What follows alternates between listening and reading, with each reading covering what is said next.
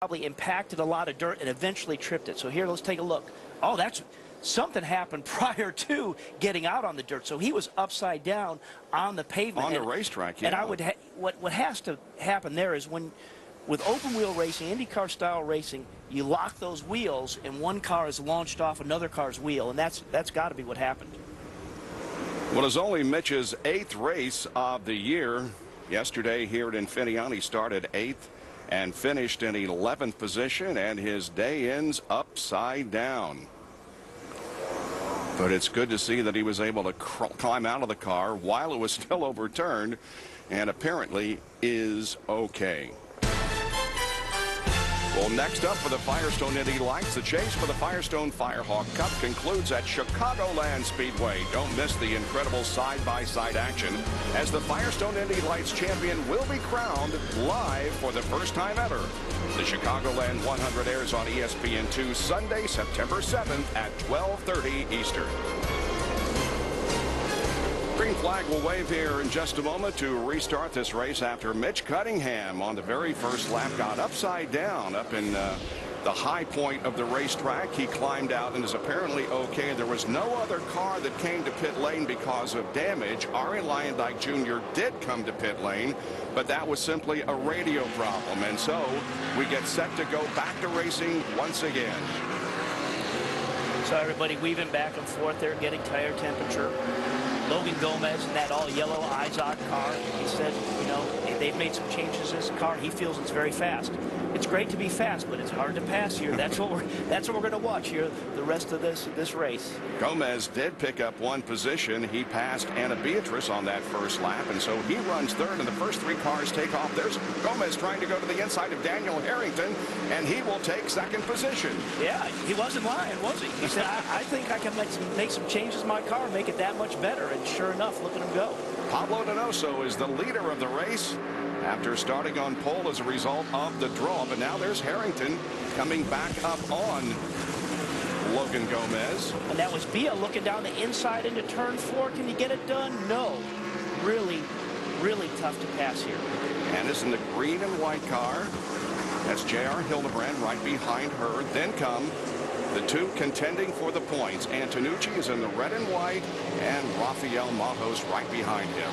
Now this is the new area of the track, the best passing zone probably right there. But you got to be, when you come off that sweeping carousel turn, turn 6, you really need to be on the tail end of the car in front of you to make a clean pass. On board with Matos. It's Hildebrand, the hometown boy, number 25. There are the points as of now. Antonucci back in the lead by 1 over Matos. Yep. And what these guys want, I mean, we've said it before between Rafa and Richard, is they just want to know where each other is on the course. And right now they know exactly where each other is, 6 and 7. And that what they need right now is both of these guys need to finish this race. They can finish right where they are. The one's hoping the other one has a mechanical or doesn't make a mistake and goes off the track and really gives the advantage of a points gain of somebody going to the tail of the field and staying here in the top 5. Going to be quite a showdown in Chicago at Chicagoland Speedway when the 2008 Firestone Indy Lights Series concludes. And the battle for the championship will finally come to a head. It's been quite a battle among several drivers during the year, and apparently it's going to boil down to just 2, Antonucci and Matos. So Pablo Donoso leads over Gomez, Harrington, Beatrice, and Hildebrand at Infineon Raceway. We'll be right back. 11 of 30 laps completed in the second race of the Firestone Indy Lights Series here at Infineon Raceway, north of San Francisco. Pablo Donoso leads. There is Logan Gomez running right behind him. Officially 0.6 of a second separates the front 2. Then comes Daniel Harrington, Anna Beatrice, J.R. Hildebrand, and then the 2 points contenders. Antonucci is 6 and Matos is 7. And as we said earlier, these guys just want to keep each other in sight. Now, sure, Rafa wants to get by Richard, but he doesn't want to compromise himself of taking himself out and making a high-risk pass. If he did get compromised and got in there, as we were talking about earlier, he should just take them both out so he doesn't hurt himself. But he won't do anything stupid. If he can make a clean pass, he will. But you don't want to compromise yourself and go to the end of the queue or get no points from this event. Mike King is down in Rafa's pit. Mike? Yeah, you know, Bob and Robbie, the point you make is a valid one and a concern of sorts for Gary Peterson, one of the owners of ASF, AFS, Andretti Green Racing. In standing and watching one of the practice sessions a couple of days ago with Gary, he said that one of their biggest problems with Rafa is the fact that he has a very difficult time not wanting to pass the car in front of him immediately. And he said they work with him on his patience. And Robbie, in this situation, an ill-timed pass could cost him a championship. And so they're very happy right now with the patience that Rafa Matos is showing out there. And he is showing good patience and good judgment. But again, a race driver always wants to get by the guy in front of him and get to the front. So he has to manage this. He's got to remember there's one race left after this, and it's the championship on the line. I think, you know, just from watching these two battle, and Rafa closes a little bit on Richard under braking. You know, sometimes he's a little faster in some places, but then he gives it back in others. So right now we're really seeing that nobody is challenging anybody throughout the whole field of making a pass, because it's just that difficult around this racetrack. Even if you're faster than the guy in front of you, it is darn hard to be close enough and make a clean pass. Well, it's no secret that drivers, especially in this day and age, have to keep in top physical condition. As we found out from Indy Lights driver James Davison and his trainer, there are certainly creative ways out there to stay in shape and have fun. Let's take a look.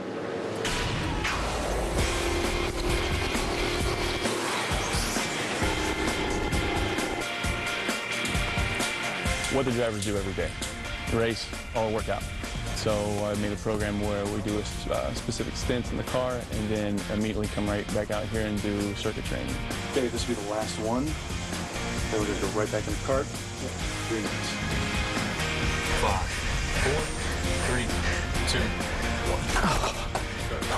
1. You can't leave any stone unturned.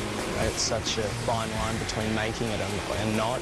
That's why I'm here, to improve my conditioning and mental approach. The moment you hop back straight in the cart, you can feel you didn't feel quite as strong as you did before. You're pushing yourself physically outside of the cart before you hop back in it. Kind of a newborn giraffe on ice. I mean, just all over the place. Huge improvements now. But just within the 6 to 7 months, his cardiovascular-wise and his strength has improved big time. You've got to be training hard and focused, because you can guarantee if you're going to lead 1/10 at a particular corner, there's going to be 4 or 5 or even 6 guys that are going to pick it up. There's some very good guys out there, a few years older, a bit more experienced, but that's what I'm up against, and definitely, you know, want to continue doing this, and who knows, we may even take it to another level someday. He has the talent. He's got the tools. He's young too, so that's a major plus. James Davison, the young man from Melbourne, Australia, started 14th in this race. He's running in 15th, and this coming Thursday, James will celebrate his 22nd birthday. And by the way, Rafael Matos will celebrate his birthday the same day. He will be 27. Not much to show you in our Firestone lap leaders. It has been all Pablo Donoso so far. There he is on the left of your screen, and the second place car of Logan Gomez is behind. The separation is 1.4 seconds. Then we drop back to the third place car, Daniel Harrington. He's 5.8 seconds behind. Then Beatrice, Hildebrand, Antonucci, Matos, and Pereira. And we see that Pereira is really closed in right there on the back of Rafa Matos. And I think that's kind of an interesting to keep an eye on right now is, you know, if Pereira has an opportunity to get by Rafa, then Rafa's going to be pretty upset by that, because that's gapping him. But I think there's enough respect from Frank Pereira, knowing what these guys are battling, that he won't do that. You know, that's us up here looking at it. There's a different feel as a driver with the helmet on and what you got to do out there. But again, it would appear that Rafa is showing great restraint in staying where he is and not taking any chances of knocking himself or his competitor in the points championship, Antonucci, out of the race. Yeah, and right back there, just going back, as you saw smoke coming from those those cars, that's no concerns. What that is there's a big compression in that turn one, and the cars bottom out, and that's just smoke coming from the under trays of these cars. So there's not an oil leak or anything going on with those guys. Less than 9 laps to go in this second race here at Infineon Raceway. Down through the carousel and onto the drag strip. Meanwhile, those up front are at the end of the drag strip and in turn number 7. But right now, Donoso has a rather comfortable lead. At one point, 10 laps ago or so, within about a half a second, but that has stretched out to a second and a half. Yeah, we thought Logan was really going to be in a position to maybe strike, but he keeps getting gapped. I mean, Pablo's doing a great job and is pulling away a little bit each lap and making that a bigger gap. There's Anna Beatrice, who is currently running 4th, but is 3rd in the point standings. And right behind her, there's J.R. Hildebrand, who is running in 5th position and is 4th in the point standings, 72 behind. No question, the inversion from race 1 to race 2 of the 8 spots has created some opportunity for those second half of that field. Yep. Donoso leads. We'll be back with more from Infineon Raceway in just a moment. Stay with us. Welcome back to Infineon Raceway, where Pablo Donoso continues to lead, but that isn't the story that's developed in the last few laps. Look at this. Turn 9, there's Antonucci blocking, and oh, where do you go, Rafa? He goes through the dirt, so here they are side by side. Antonucci definitely blocked Rafa from coming in here. Watch him go to the inside. Here we're going to turn 9. He comes alongside. You can't get 2 cars through here. What are you thinking? Go through the dirt. But now, watch this. Rafa's going to repay the favor to Antonucci. There it is. Hello. and pushes him on.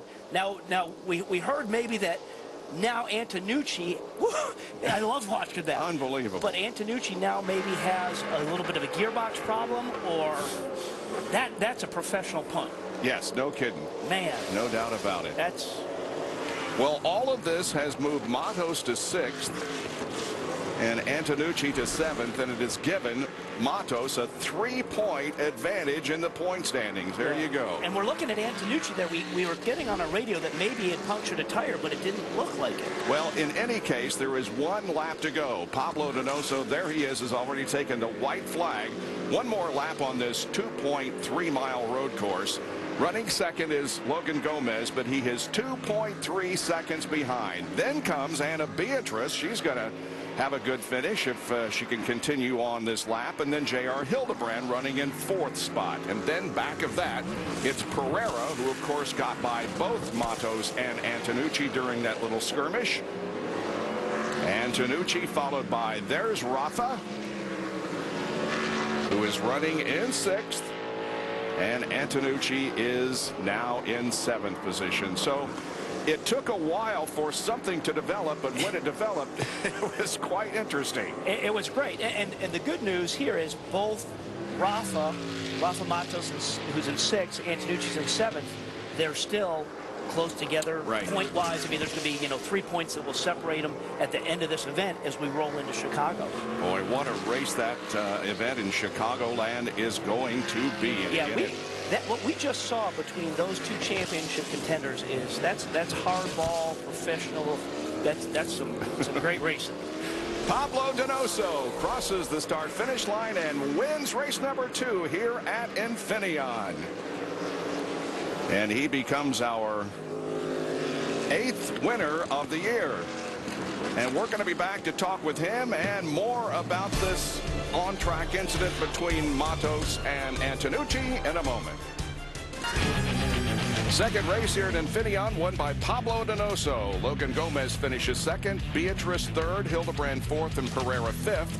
6 through 10, Matos, Antonucci, Harrington, Guthrie, and Klein. The young man who drove last year in Silver Crown competition for A.J. Foyt has won here at Infineon. Let's go down to our Firestone victory lane and Mike King. Pablo Donoso anxious to get out of this race car. He kisses victory lane here as he gets his first win at the Firestone Indy Lights Series. Pablo, congratulations. A dominating win. You lead every lap from the pole. Yeah, this race was great, It's my second victory in this place. It's my second victory in USA. I won here in 2005. I love this place. You know, Infineon is the best place for me, so I'm pretty happy. I'm pretty happy for my family. You know, my family helped me all my life. They are the most important thing for me. Team Moore Racing gave me an awesome car. We did a good job, so it's our first victory, so next year is going to be good for us, guys. Former IndyCar Series driver Eliseo Salazar brought this man here to win. He has done just that. That is Pablo Donoso. Bob? And he is our 9th different winner in 2009. Let's take a look at the point standings. Rafael Matos has a 3-point advantage on Antonucci. As we head for Chicagoland, Anna Beatrice is 3rd in the point standings. J.R. Hildebrand is 4th, and Ari Leindyke Jr. is 5th in the point standings as we go to the final race at Chicagoland. Down to Mike King once again.